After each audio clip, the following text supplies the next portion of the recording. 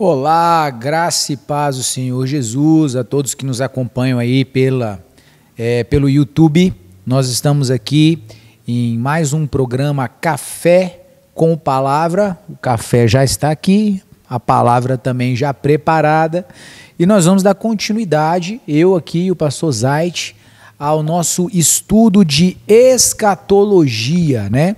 Nós estamos falando sobre a revelação do fim segundo João, né? Que é o livro do Apocalipse. E hoje nós vamos aqui dar início no capítulo 15, ok? Então você pode aí abrir a sua Bíblia junto conosco no capítulo número 15 para que a gente possa estar aí estudando, né? Discernindo aquilo que as Escrituras nos apontam. Então, primeiro, dá um bem-vindo aí, pastor Zait. Nós estamos aí nesse processo desse estudo de escatologia, está sendo interessante, né? Está sendo bom. Isso. Olá para todos. Vamos acompanhar mais um episódio aqui da nossa série e vai ser muita bênção mesmo para todos nós, tanto no aumento de conhecimento, esclarecimento. Vamos aí acompanhar hoje o capítulo 15, né, pastor? É isso aí, vamos lá. Bom, então, ok. O capítulo 15, né? Ele vai falar sobre o derramar da glória da ira de Deus sobre a terra. Como você acompanhou nos outros episódios aqui no canal, você pode acompanhar os outros episódios aí na nossa playlist sobre a revelação do fim segundo João. Então, nas anteriores, nós estivemos falando que esse período é o tempo que é o tempo da segunda parte da tribulação, ou seja, os últimos 3 anos e meio, certo? Onde Deus então começa digamos assim, ele começa a estreitar o juízo, né? Ele começa a intensificar esse juízo. Nós falamos também que aqui já manifestou-se o anticristo no que se tange ao anseio por ser adorado. Iniciou-se uma perseguição sobre Israel, e aqui eu quero então começar fazendo uma leitura do verso de número 1 do capítulo 15. Pastor Zait, lê para nós aí o verso 1 do capítulo 15, por favor. Vi no céu outro sinal, grande e maravilhoso, 7 anjos com as 7 últimas pragas, pois com elas se completa a ira de Deus. Eita, é um tempo que com certeza não vai ser fácil para aqueles que estiverem vivendo sobre a terra, né? Daí, mais uma vez, a importância da gente ressaltar. Nós estamos aqui fazendo esse trabalho de estudo da escatologia. O objetivo é de fazer com que você possa conhecer um pouco desses mistérios aí.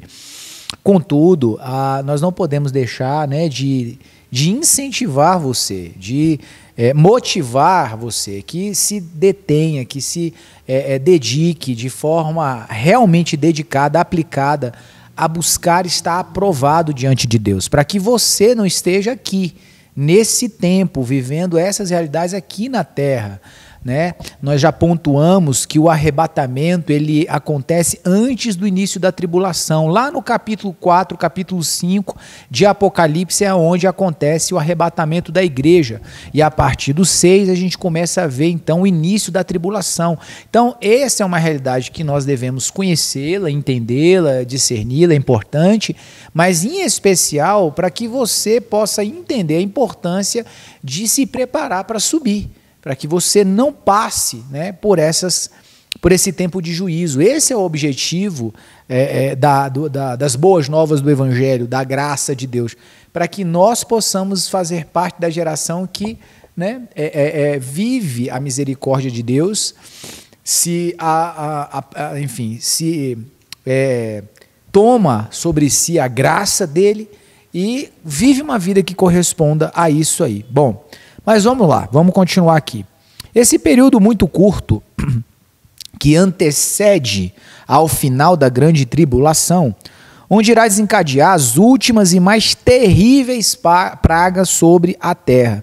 Esses textos estão entrelaçados aí ao capítulo 11, os versos 18 e 19. Se trata da liberação do juízo que aconteceu no céu, não é? E o 15:1 é a concretização na terra.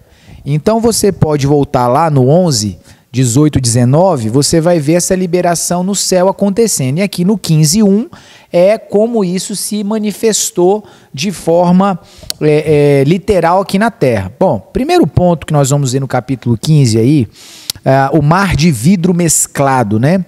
Esse mar de vidro aqui relatado é o mesmo que João viu no início em Apocalipse 4:6. Porém, agora ele está mesclado com fogo. O fogo pode significar algumas coisas, por exemplo, santidade, sofrimento, prova, dependendo do contexto que está sendo aplicado. Este local será habitado pelos vencedores da besta. A besta é o anticristo. Aqueles que em meio a muitos sofrimentos alcançaram a salvação durante a grande tribulação e se santificaram em meio a muitas provas. Como já falamos, vai haver salvação no tempo da tribulação? Vai haver, né? Pessoas ainda vão ser salvas. E qual é a diferença daquelas que subiram no período antes da tribulação? A diferença é a sua posição no céu. Quem sobe antes da tribulação é a noiva. É aqueles que se prepararam, que realmente se dedicaram a viver uma vida de santificação. Esses vão casar com Jesus. Esses vão ter um lugar de destaque, de governo, vão governar junto com Jesus. Eles vão ter realmente toda essa condição. Os demais que vão subir, tá, no outro período, esses demais aí são aqueles que não se prepararam direito, né? E que não foram achados vencedores, tá? E aqueles que morreram aqui no período da tribulação. Esses, a Bíblia chama de convidados. Para você entender direito isso daí, você pode estar lendo lá Mateus 22. A parábola de Mateus 22, quando o rei manda seus servos irem atrás dos convidados para o casamento, você vai ver que o noivo e a noiva não estão nesse contexto. Onde eles estão? Eles estão celebrando o seu casamento. E os convidados que são chamados para estar na festa são essas pessoas que vão se salvar depois. Eles não vão ser noiva mais. Eles não têm mais não vão ter mais esse benefício, esse lugar de especial. Mas vão estar no céu como convidados, né? Uma posição diferente da noiva que casou com Jesus, os vencedores. Ok, vamos avançar aqui. Como muitos gostam de dizer, né? Alguns usam essa expressão, ou vem pelo amor, ou vem pela dor. Penso que essa expressão se encaixaria perfeitamente nesse caso, né? Pois estes são aqueles que passarão pela tribulação e agora se encontram no céu. E que, de fato, eles vão se chegar pela dor, né? Se a gente pensa que a dor, né? Ela é comparada nesse tempo que a gente vive, né, pastor Zait? As pessoas às vezes pensam que estão passando por privações e por situações difíceis. Agora que nós estamos na dispensação da graça, imagina o que aqueles vão passar quando estiverem no tempo da tribulação. É outra realidade, né? O que a gente pode falar sobre isso aí, pastor Zait? Então vai ser um período muito angustioso, né? As pessoas elas vão provar de coisas que nunca ocorreram aqui na Terra, né? Então serão catástrofes que irão sacudir a Terra em todos os lugares, e para que as pessoas realmente elas reconheçam nesse tempo que elas erraram contra Deus, que não deram atenção à sua palavra enquanto ele estava dando tempo, e elas vão perceber o quanto foram orgulhosas, né, e só quiseram agradar a si mesmo. E nesse período, infelizmente, Deus vai lançar a sua ira sobre a terra. Será o momento em que ele vai desferir os golpes da sua ira sobre aqueles que não quiseram atender o seu chamado de amor. Agora vai ser juízo. e sem misericórdia. Continuando aqui o capítulo 15, nós vamos ver também a abertura do tabernáculo, que é algo importante. A abertura do tabernáculo é algo extremamente relevante a se falar, né? A partir desse momento aqui, que se cumpre a vontade, né, de Deus ali, os segredos de Deus, o juízo anteriormente apenas pré-anunciado, passa então a ser revelado. Então, a questão do tabernáculo se abrir é exatamente essa nuance. Todo aquilo que estava oculto, escondido, tudo aquilo que estava sendo ainda apontado através de símbolos, através de tipos, agora tudo se revela. Agora todo o plano está ali aparente, está ali pronto para ser discernido. Então, o santuário estava cheio da fumaça de Deus, o qual em um dos seus significados representa também a ira, né? A ira do Senhor. A própria manifestação de Deus, ela causa terror em detrimento da sua santidade. Haja vista o que aconteceu lá com Moisés, quando o povo, né, foi conduzido ali. Moisés queria chamar o povo para que o povo pudesse ver Deus, né, e tudo mais, e de repente o monte, né, começou a fumaçar, a queimar, e o povo se apavorou. E o que era aquilo? Aquilo nada mais era do que a santidade de Deus, a sua glória, o seu esplendor. Então o templo começa a se encher. Isso aqui é muito importante, ok? Por causa da fumaça no tabernáculo, o texto afirma que ninguém podia entrar, né?